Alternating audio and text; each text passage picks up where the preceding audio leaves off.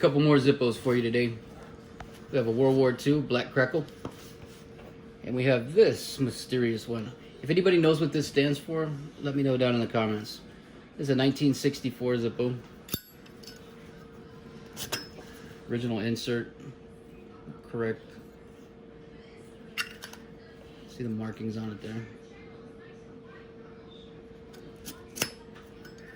And take a good look at this.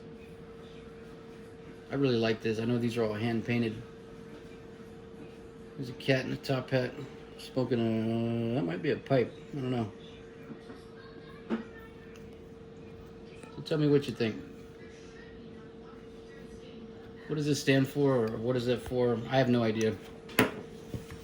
Also, the World War II black Crackle.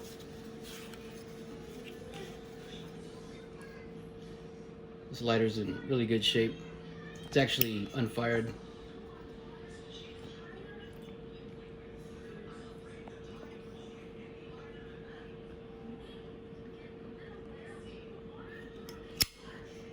The lid and everything is so tight. I don't even go past there with it. Made of steel.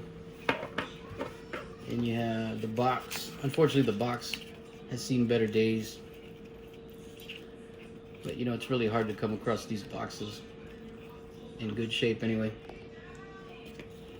It has the insert, really delicate. Hard to find these inserts too.